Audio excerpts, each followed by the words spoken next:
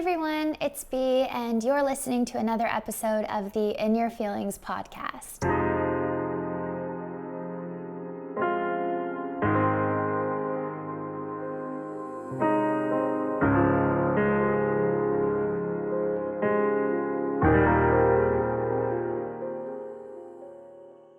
Before we get into the episode, I did just want to thank Thought Catalog and shopcatalog.com for helping to make all of these episodes possible and for helping to give me the space to produce and have these conversations and to hopefully create something that helps to add a little bit of understanding and light and hope into your days. So again, thank you so much to Thought Catalog and shopcatalog.com for sponsoring this podcast and for being so supportive and consistent in helping me to put these episodes out into the world. All right, so on today's episode, we're going to be diving into the topic of anxiety. I've covered this on the podcast before. We've talked about it in very poetic and very encouraging ways, but today I wanted to get a little more factual with anxiety and talk about the lies that it can tell you. I know I'm always in my messages and I'm always talking to a lot of you out there who deal with anxiety and who deal with overthinking, and you tell me about the things you believe in yourself. I know that even personally, when I have anxious moments, I have all of these thoughts in my head that are so fear-based and not really rooted in reality. And in learning and in going to therapy and in really acknowledging those thoughts, I was able to see them as lies, as things that were not factual, as things that were not true about me, but my mind and the way that I thought about the world or my perception of the world in a moment when I was dealing with a lot of negative self-talk or when I was going through a lot, it created a lot of anxiousness inside of me, and it made me believe that I was someone I was not. When I started to acknowledge these thoughts, I was able to heal them and really get to the root of them and understand that all of the stories I had been telling myself, all of the things that I had identified as due to my anxiety, they weren't true. And that is when I truly started being able to combat them. So today's episode is going to be about that. We're going to talk about the lies anxiety tells you, and we're going to unpack them a bit so that you might be able to move forward and catch them in the moment that they're happening to you and remind yourself that they're lies, they're not real, they're not truth, and you are so much more than what your anxiety makes you believe you are. All right, so the first lie that anxiety tells you is that you're not good enough. And this has a lot to do with self-worth and the way that you perceive yourself and the things that you believe you're deserving of. And at the end of the day, I have said on this podcast 100 times over that self-worth is something that we give ourselves. It's something that is measurable within our own minds and within our own hearts. The love we give to others is the love that we deserve to give ourselves. The things that we want our friends to achieve, the way that we believe in them is how we should believe in ourselves and is how we should view our own successes. And that can be really difficult for anyone. When you're dealing with anxiety on top of that, or intrusive thoughts, or you're overthinking your purpose or the way that you exist in the life or the way that your mind works in comparison to everyone around you, it can be very difficult to believe in yourself. Self-worth can be something that you struggle with, and your anxiety will convince you that it's always going to be that way, and that because you're not able to move forward the way every other person in this world does, that you're not worthy of the things that they're achieving or the things that they're getting. And that is an extremely limiting belief, and it only grows within you. When you plant that seed inside of your mind and you fixate on that thought, it grows into a way of life. It grows into you holding yourself back. It grows into you not believing that you are worthy or good enough of the things that come into your life that are trying to prove to you that you are. At the end of the day, I truly do believe that people who are anxious and people who overthink have been blindsided before, or they have been told by those they cared about the most that they were overthinking too much, or that they had to apologize for their mind, or that their thoughts were a burden. And so it's very difficult to feel good about yourself when you feel like the world is constantly judging you or pointing out your flaws, or kind of like calling you out for things that you can't help sometimes, or, trying to make you feel bad for the way in which your mind has worked your whole life due to the way that you have been treated in the past. It can be very difficult to feel good enough when you have anxiety because you convince yourself that you are not deserving of the goodness around you. Your anxiety convinces you of that. When your anxiety convinces you that you aren't good enough, or that you're not trying hard enough, when your anxiety convinces you that your mind is always going to work this way, that you're always going to feel like a burden, or like you're never really going to be able to get as ahead as others because of the way you overthink, or the reassurance that you need in this world, or anything along those lines, it becomes a limiting belief. And it's very difficult to heal limiting beliefs because it becomes almost like a conditioned way of thinking about yourself. And now, on top of everything, we also have a generation and a society that is constantly sharing these filtered versions of their lives and their wins. And we're not talking about our anxiety or our overthinking to the extent that we should be. And so if you're dealing with anxiety, I know when I was dealing with a lot of anxiety, I was looking all around me and being like, is no one feeling the way that I feel? I felt very alone, and I felt like I was comparing myself to everyone around me, and I felt like I almost had to overcompensate. I felt like I had to prove my worth in this world. But at the end of the day, and it took me a long time to get here, I had to tell myself that this limiting belief, this lie that my anxiety told me that I wasn't good enough, or that I had to try harder to be just as good as everyone around me. When I started to really combat those thoughts, I realized that self-worth is something we get to gift back to ourselves. At the end of the day, self-worth does not come from how much money you have or anything along those lines. It doesn't come from outward validation. It doesn't come from whatever version of success you have in your mind, the amount of friends you have, your popularity, etc., etc. Self-worth is something that is internal. It is something very valuable and measurable based on the way that you see yourself, based on the way that you love yourself and care for yourself. So instead of acquiring or overcompensating and needing to prove that you're, better than your anxiety, or that your anxiety is wrong and that the story it's telling you is wrong, what we have to do is get very internal with ourselves. And instead of acquiring and needing more, we need to release, and we need to let go of that limiting belief and understand that on the deepest level, on the most primitive level, in your heart, in your soul, you have always been worthy. And it doesn't matter what you have, it doesn't matter what you do, it doesn't matter how much you give or how much you fight, how much you isolate your thoughts, how much you apologize for your mind, it doesn't matter. At the end of the day, despite the fact that you overthink, despite the fact that you have anxiety, that does not make you wrong in this world, and that does not make you any less worthy or deserving of the things that life is trying to gift you. So you need to continue to tell yourself that you are good enough for the people who love you. You are good enough for the love that is coming in to your life. You are good enough for all of the versions of success that you have in your mind, the things that you deeply, deeply desire. And you are good enough not because you are perfect or unburdened, but because you are living your life and you are healing and growing despite the anxiety and despite the overthinking. On your deepest, most primitive level, you were always worthy. And so don't let your anxiety convince you that you aren't good enough.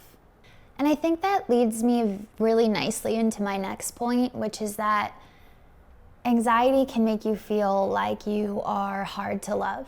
And this is something that I think I've personally dealt with the most as someone who has started to heal or who has been healing an anxious attachment style, I definitely resonate with a lot of the messages I get from people who are reaching out and talking to me about how they feel like a burden in their relationships, or how the way that their mind works and the reassurance that they need or the validation that they need from their partner, how that can make them feel like they should just isolate themselves, or like they actually aren't worthy of good people in their lives. And it's really sad to me. It's devastating in a way, and it's quite heartbreaking to think that because of your anxiety and because of the way your mind works, you have convinced yourself that you are not worthy of something you are so unbelievably worthy of, which is to be loved correctly and beautifully and calmly and tenderly, and all of the ways that I could describe it. But I know that when you need the validation, and I know that to feel so deeply and to have all of these thoughts in your head on top of that, it is a very, very beautiful thing to be the kind of person who loves this way. But when you add anxiety into the mix, it can also become a very burdensome thing for you internally. I know what it's like to overthink everything. I know what it's like to need reassurance and to not want to text someone and to ask for it. I know what it's like to almost have those fear-based thoughts running through your head. No, I can't talk about this because I'm going to be too much for this person, or they're going to see me as a burden. I know what it's like to feel that way. And the reality of the situation is, and this is something that it took me a very long time to understand and to really get to the root of, but a lot of people who are anxious in relationships or who feel like they are hard to love have been through so much at the hands of life that their anxiety is a protection method.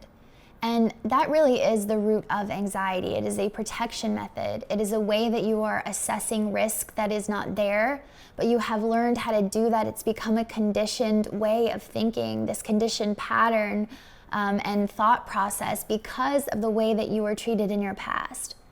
And so if you were in a relationship and someone told you that you were hard to love, or that your anxiety, they couldn't deal with it, it was just something that they couldn't take on, it was burdensome, you will go out into life and you will think that that is going to be the way with everyone. And so when you really distill it to that, you are not hard to love, but you also don't have to apologize or feel shame over the fact that your anxiety sometimes convinces you that you are. Your worst possible fear has at times been confirmed. People have walked away because they couldn't handle what you needed. And at the end of the day, that was a blessing for you, because if you do deal with intrusive or anxious thoughts, you deserve to meet someone who loves you and who knows how to love you when you're sad or overthinking, or when you just need your hand held, or when you're having a panic attack. You want someone who understands what you're going through, or who wants to learn the language that you speak so that you don't have to spend the rest of your life translating your soul or feeling like a burden for the way that your mind works. You deserve the people who stay despite your anxiety. You deserve the people who want to learn and grow with you, the people who don't see it as a burden, but rather see the root of it and want to help you heal that moving forward, and want to help hold your hand as you figure it out and as you grow through the way that your mind works. And so I'm sorry, I know how difficult this aspect of anxiety can be when it comes to relationships. I'm sorry that sometimes you feel like you're hard to love. I'm sorry that the world and the people that tried to hold your heart prior to being here in this moment convinced you that you were hard to love. I'm sorry that you go off into this world and when good things find you, you believe that you are not worthy of them, or that this person who brings you joy or happiness is just going to leave because they're going to see the inner workings of your mind or your patterns, and they're not going to want to stick around while you work through them. But I promise you, I have been loved so beautifully despite having an anxious attachment style and an anxious mind at times. I've been loved so tenderly despite overthinking. I remember one time when I was with someone who I loved for many years, and we were having a conversation, and I was so terrified of expressing myself because I didn't want to seem like I was overthinking or like I was catastrophizing something so simple. I kept telling myself, no, B, you can't express this. It's going to scare them away. It's going to be a burden on them. And I remember just not being able to keep it inside of myself any longer. And I was very deeply honest about what I needed and the reassurance that I needed in that moment. Despite all of the ways that the relationship was so beautiful and perfect, I still needed reassurance, and I hated that, but I still expressed that.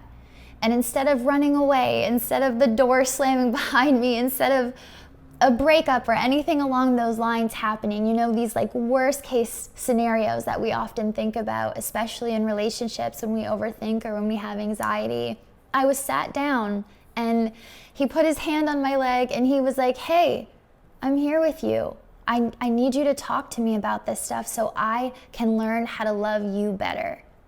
And that's when so much changed inside of me, and that's when I felt like I could communicate more.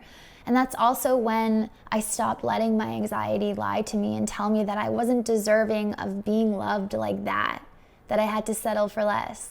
That's when I really reframed the concept of what I deserved, even though I had a mind that thought the way it did. And so if this is you, I want you to remind yourself that you are worthy, and you are worthy of being loved by good people, and you are worthy of the good things coming into your life. You are not hard to love, and you will find the people who love you correctly and who want to stay and hold your hand and learn you and grow with you no matter what. Okay, so to tie in the last 2 points, when you have anxiety and your anxiety is lying to you and convincing you that you are not good enough, that you are hard to love, it can be very easy to convince yourself that you need to isolate yourself. Which leads me into my next point, which is that another lie anxiety is telling you is that you're alone and that you deserve to be alone and that you should be alone in this world in order to protect others from your mind and your overthinking and the way that your thoughts work.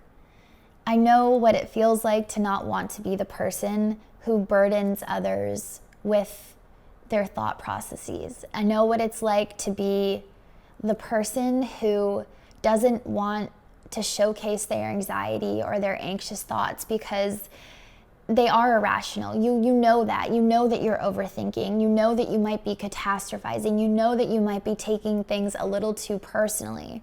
But if you stop yourself from communicating that, it becomes repression, and it makes you feel like you can't be honest and you can't be open and you can't truly be yourself for fear of being a burden to others around you.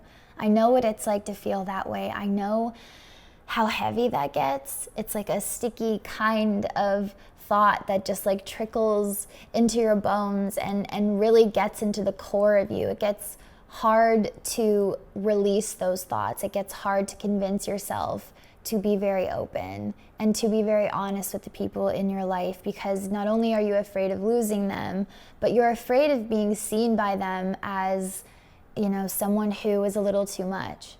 And so you can convince yourself that, the person you love is better off with someone who is maybe a little more relaxed or maybe a little more chill, or that your family doesn't want to hear you rambling on about an anxious thought, or you have been told in the past to just stop overthinking, where your feelings and your thoughts were invalidated, very real emotions that you were going through, very real thoughts that you were having, that you had been conditioned to have. You were told that you were being silly for having those thoughts, or you were told that you were crazy. The word crazy is thrown around so much when it comes to anxiousness, because to people who don't think that way, or to people who don't necessarily understand, or to people who haven't taken the time to understand in your life, it can seem kind of silly. It can seem a little overwhelming. because they don't get it. They don't understand the internal battles you fight every single day. And so they may not be as compassionate to you as you may need. And if you've ever dealt with that in the past, it can kind of cause you to not want to open up to them again. It can kind of cause you to believe that no one understands what you're going through, and therefore you should be alone. And that's one of the saddest aspects of anxiety, because if you were to just be held and loved and seen as you were, to the point where you could express these thoughts and not have them so internalized in your mind, you could have people support you and uplift you and remind you that you are safe and that you are protected and that you're okay, and they can reassure you and they can validate your experience and they can know how to love you and support you when you need it the most. But often we tell ourselves that instead we have to isolate, that it's just too much, that our anxiousness is a little too much to carry, and that that's not a load that we want to put on the people in our lives who we love. And then it just perpetuates and it gets worse and worse and worse, because when we should be opening to the world and when we should be asking for support, we're instead isolating ourselves and pulling back and repressing those feelings and not reminding ourselves that we aren't alone. Anxiety lies and tells you that, and then you almost like affirm that. It becomes this feedback loop and this self-fulfilling prophecy. Your anxiety starts telling you, well, this is why people left you. Your anxiety starts telling you no one is going to be able to deal with someone who thinks like this or who feels like this or who overthinks like this. Your anxiety tells you that you're a burden. Your anxiety tells you to isolate yourself, to push and push and push people away until you are alone. But at the end of the day, you have people in your life who will listen to you, and you have people in your life who will understand you and who will try to learn and comprehend what you're going through. If you just opened up, you would see that. And I know anxiety convinces you that no one wants to listen to another anxious thought, or no one wants to hear you overthink a text or anything along those lines, but I promise you there are people who understand what you're going through, and there are people who want to see you there and hold you there and nurture you there and remind you that you can be loved there and you can be supported there. You don't have to do it on your own, and your anxiety doesn't make you unworthy of connection and depth and support in your relationships or in your life.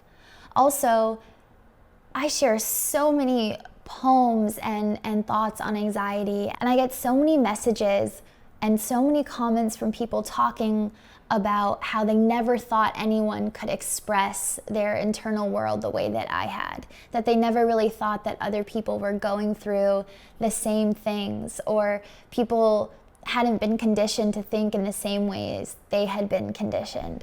When I talked about anxiety being a protection mechanism based on the way that you had been treated in the past or the way you had been blindsided in the past, I got thousands of messages from people saying, I never really gave myself the space to look for this kind of validation. I thought that I just had to do it on my own. But now that I see it splayed out on a page, and now that I see someone talking about it, and all of these people in the comments affirming what was shared and saying they felt that too and saying that they understood it, suddenly it became very clear that we are not the only person in the world dealing with anxiety. You are not the only person having these thoughts or going through these things. And if you opened up, and if you spoke, and if you communicated, and if you didn't isolate yourself, if you didn't let your anxiety convince you that you were better off dealing with it on your own, you would realize that there is a community of people who will see you for who you are, and they will love you there, and they will support you there. You don't have to do this on your own.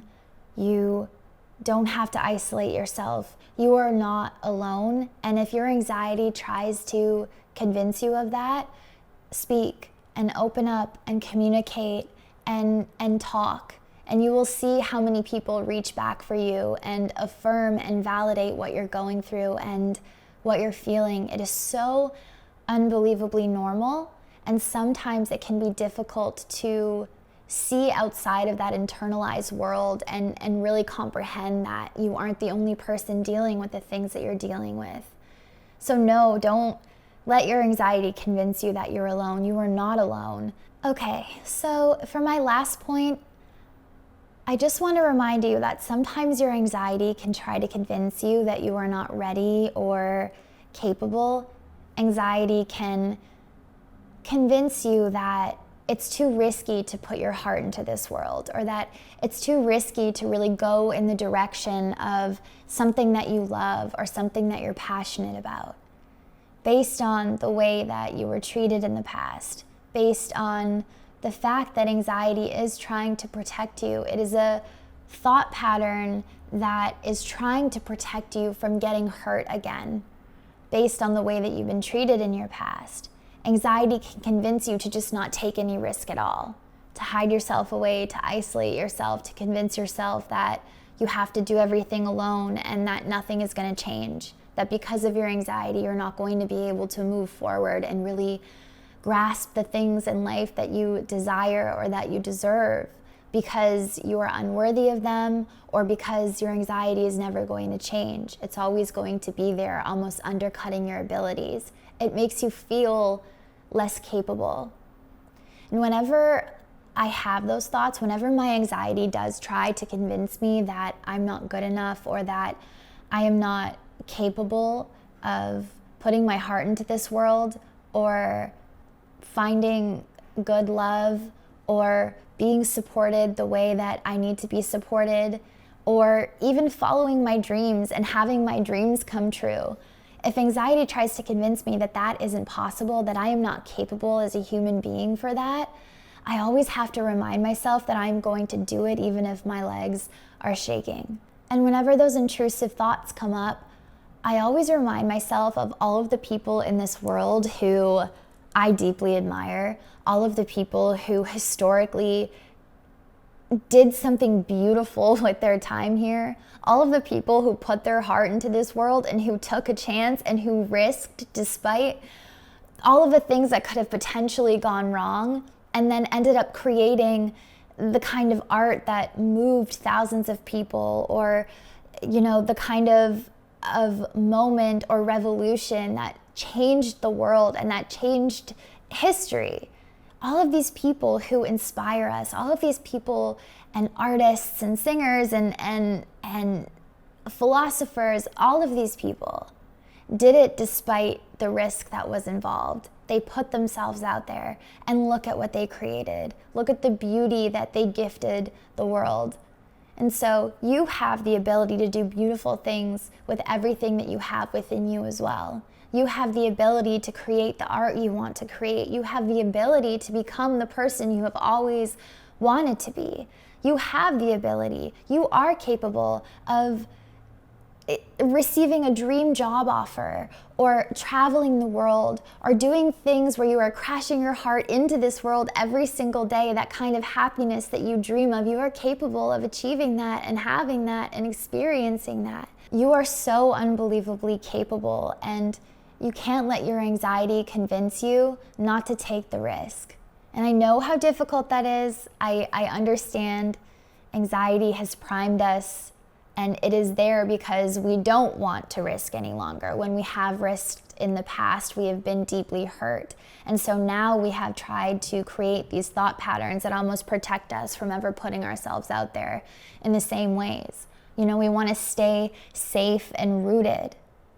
But if you actually want to live the kind of life that is genuinely full, and that is genuinely an extension of the person that you are hoping to become and the person that you have the capacity to be, you have to leap even before you're ready. And that's when true greatness occurs. All of these people, all of the people you look up to, all of the human beings who did something beautiful and pointed and real with their time here, all of that greatness came before they were ready. All of that greatness came even when they were doubted, even when they doubted themselves. But they pushed themselves forward and they said, no, despite this, I am taking the chance. Despite this, I know that I have something to offer the world, and I know that I am capable, and I know that I am worthy of it. Even if I don't really know that, and even if everything around me is telling me that it's impossible, I'm going to believe in impossibility. Those are the people who got everything that they wanted in life, or who changed history and who continue to change us on a daily basis. So the next time you feel like you're not capable, think about the repercussions of that. Think about all of the beauty that you have inside of you that the world is not going to be given because you're holding yourself back. And then think about all of the people who deeply and genuinely inspire you. The people you look at and you go, I want to do that. You absolutely can do that. And you have to do that. But imagine if they didn't. Imagine if they let their anxiety get to them, or their overthinking get to them, or their doubt get to them, or the external world get to them. Imagine if they didn't feel empowered to put their gifts into the world, and that beauty that inspires you today never existed. Imagine that reality, and then push yourself forward to ensure that you're creating a reality for yourself where you are deeply capable and where you do believe in impossibility, despite the fact that you have anxiety, despite the fact that you're overthinking, despite the fact that sometimes the external world might doubt you. That doesn't matter. None of that matters. What matters is that you know what you have inside of you. You know what you want to create. And it would be such a damn shame if you didn't go out into the world and try your best to crash your heart and your talent and your whole soul into it. You know, the world needs that beauty. And whenever I'm doubting my capacity to do that, I remind myself that even when I feel scared, I am still capable. Even when I feel weak, I am still capable. Even when I feel doubted, I am still capable. Nothing can make me feel incapable, only I can. So if you're not feeling ready right now, if you're not feeling capable, I just want to remind you to take the chance to really ensure that you are gifting this world the beauty that you have within yourself, and that you will learn as you go. Even if you don't feel ready, you can make it up as you go along. All you have to do is leap, even when you're scared. All you have to do is take the chance, even when your legs are shaking. Do it despite the anxiety. Do it despite the overthinking, because once you do it, you'll realize that that was never even something that was holding you back. With that being said, I wrote down 3 ways in which we can tangibly work through these anxious thoughts. I know we just got into talking about all the lies anxiety tells us, and really learning about the kind of thoughts that we have that are intrusive and that might become more conditioned ways of thinking if we don't learn how to heal them and work through them. So I wanted to write down 3 ways in which I really helped myself learn how to deal with my intrusive thoughts and my anxiety, and I'll get into those now. So the first one is to ground yourself and observe. The best thing that I do when I start to doubt myself or feel like I'm not capable, or I start to worry and feel like I'm hard to love, or I'm overthinking a text message or an exchange I had with someone, I'll just sit down and I'll remind myself to breathe. Dr. Andrew Huberman, who has one of my favorite podcasts on the planet right now, taught me a breathing mechanism. So it's 2 very quick, sharp breaths in, and then 1 very quick, sharp breath out. So I'm going to demonstrate it, and I'm slightly embarrassed doing it on camera, but we're gonna do it. So it's, and when you do that, you are scientifically deregulating your nervous system, and you are giving yourself the ability to feel peace and calm on a biological and physiological level. So when I can't sleep at night, especially, is when I'll do this. Instead of letting my mind race and I start to get more and more anxious and I can't control that anxiety, the minute I start to feel like I'm not able to fall asleep, or like I have so many thoughts in my head that I just like can't get hold of them, I'll do that a few times until I feel like my fingers are tingling, or until I feel like my whole nervous system is deregulating.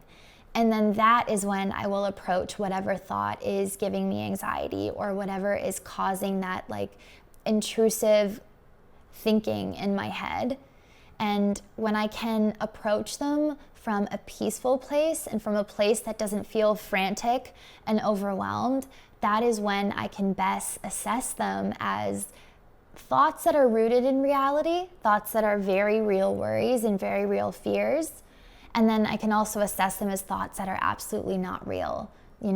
I can assess them as a lie my anxiety is telling me, or something that just isn't rooted in fact, something that isn't based in reality. And then I can learn to let them go.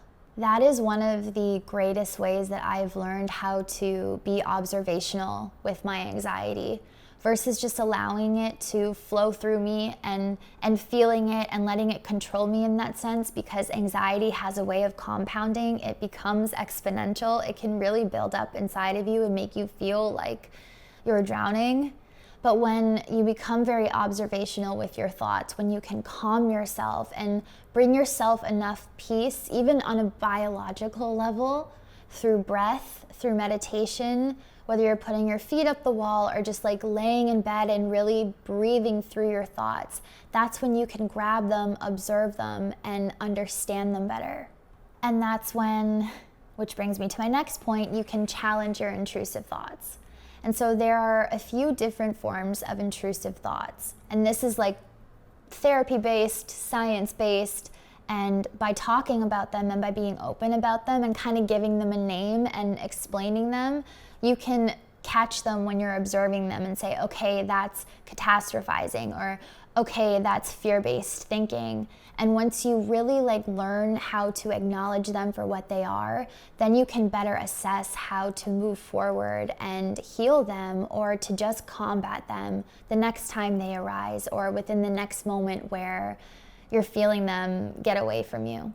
So the first kind of intrusive thought or thought process is catastrophizing, which I have mentioned a few times in this podcast. And that is when you think of the absolute worst case scenario, the absolute worst thing that could possibly happen in a moment, and you fixate on that and you hold on to that, and that becomes your reality. You are convinced that that is going to happen. The next kind of intrusive thought is a polarized way of thinking. So when you are thinking in a polarized way, you are telling yourself that there are only two outcomes, that if you don't do something perfectly and right in this exact way, it's going to go all the way to the other side of the spectrum, and it is going to be the worst possible thing. So you can see that polarity. It's either good or it's bad, and you are anxious because if you're not doing everything in your power, if you're not fighting so hard to make sure that it's done in this specific way, you're overthinking it so much, you need it to be exactly like this, it's going to turn into this, and this is bad, this is fearful, this is fear-based, this is terrifying, this is catastrophe. But those thoughts don't really leave you any room to be human. And that's not how life works. Life is not black or white. Life is not good or bad. Life, it exists in these moments where you are figuring it out as you go along, and you will make mistakes, and you can't protect yourself or overthink your way out of being the kind of human being who makes mistakes or who ends up in the middle of that spectrum sometimes. You're not always going to be perfect and light-filled, but that doesn't mean that life is always going to be dark and heavy. And that's why polarizing thoughts can be so difficult, because it's just not rooted in reality. It's just not life. You're a human who is learning and growing as you go, and you should give yourself the ability to expand and to make mistakes and to approach life that way. The next intrusive thought that I want to talk about that a lot of people with anxiety deal with is the act of personalization. So if you are experiencing a conversation with someone and they're not in the best mood, or your partner says something in a certain tone or anything along those lines, someone's actions towards you feel odd, or someone is acting in a way that isn't normal, personalization makes you think, okay, this is because of me. This is because they don't like me. This is because I said something weird, or I did something weird, or it's about me. They don't like me anymore. They're going to leave. Personalization is taking something that has absolutely nothing to do with you and making it about you. Personalization is about creating stories around why someone would act a certain way or why someone would be in a certain mood that is so rooted to you as a human being and your own insecurities, its projection, versus the fact that they themselves are just a human being who is probably dealing with a slew of internal things that they don't talk about and that you don't know about. It's not about you. 99% of the time, it is not a personal thing. And that is the root of it all. That is fact. If you think that people are mad at you, they are probably not mad at you. You have to stop jumping to conclusions and overthinking human nature. It is okay for people to have bad days, just like it is okay for you to have bad days. And on your worst days, it usually isn't about anyone other than what you're dealing with internally. So you really have to reframe these thoughts that make you think it's about you and remind yourself that other people are exactly like you and that they're approaching their life and that they're dealing with stuff and healing through things and growing through things that have nothing to do with you. And so their actions aren't reflective of something you did or said. It's just a reflection of life and what they're experiencing in life in that moment. And the last intrusive thought that I would be very mindful of looking out for is called filtering.